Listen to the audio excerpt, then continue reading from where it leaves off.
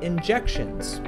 So people will recommend that you get a trigger point injection, which means to inject an anesthetic. So you take something like a lidocaine or bupivacaine, something that is an anesthetic, and inject it into the tight muscle. You'll numb the muscle and the headache may go away. All right, so that's trigger point injections. The other one that's become a little bit, I wouldn't say commonplace, and there's really no research on it, there's a couple case studies that have been done on it, is Botox. For some reason, this is being recommended, probably because it's not covered by government insurance, and you end up having to pay out of pocket to a physician, a few $100 to inject some Botox into you. That's probably where the recommendations come from. Now, Botox.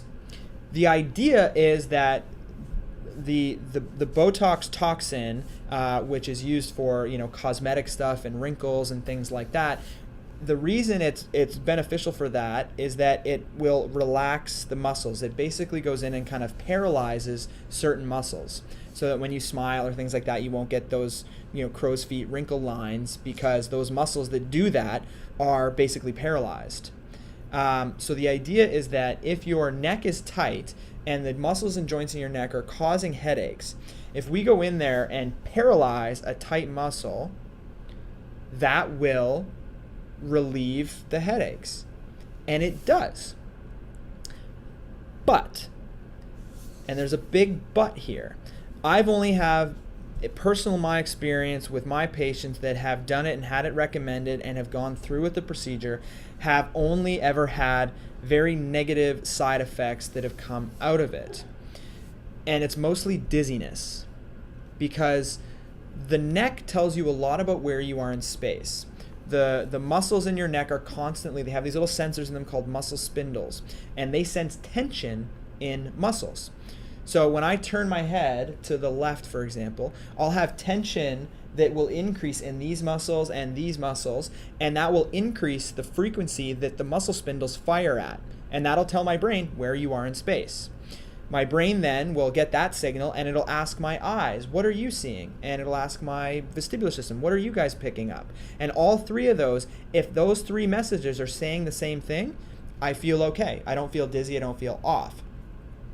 Now, when you inject something like Botox into a muscle, or even trigger point injections in some cases, you're numbing, if you do a trigger point injection, you're basically numbing the signal from that muscle.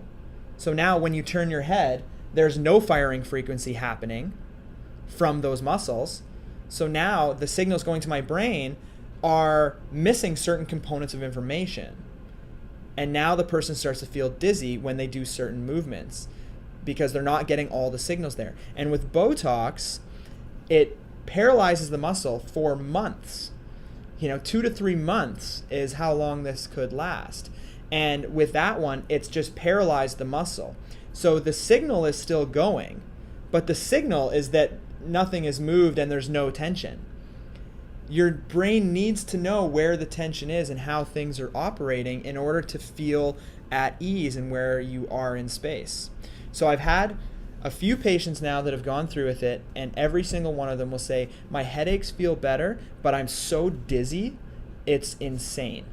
And you can't do anything for them because it's cervicogenic dizziness, it's dizziness coming from their neck, but the only reason is because these muscles are paralyzed now. So it makes it very difficult to do anything to help them. You're kind of stuck. I've had one patient who was actually bedridden for 2 months after, because she had Botox injections because of headaches. And now, even a couple years later, she's still very dizzy because it screws up the function of how your neck moves and operates in space.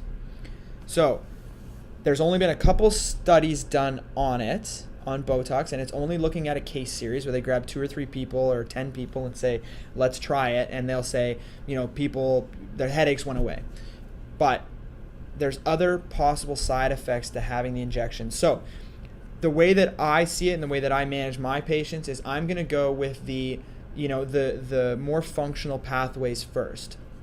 I'm going to do the rehab. I'm going to do the tissue work. I'm going to do the acupuncture.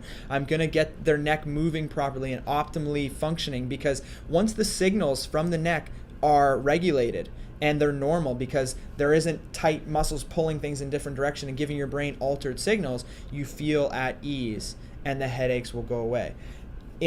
I think maybe in my 6 years of doing this, I've maybe referred 1 or 2 people for trigger point injections, and I've kind of cautioned people away from Botox until we understand a little bit more about it and what the side effects may be. So that's my take on it. Again, there just needs to be more research on this, I think, before people start jumping to it, but really consider the other possibilities of dizziness, because I've had it in my patients personally, and I think the reason is because we're paralyzing the muscles, and your brain needs those signals, and they need certain tensions to know where you are in space, and without it, you're a disaster. You're potentially bedridden, or things are all messed up.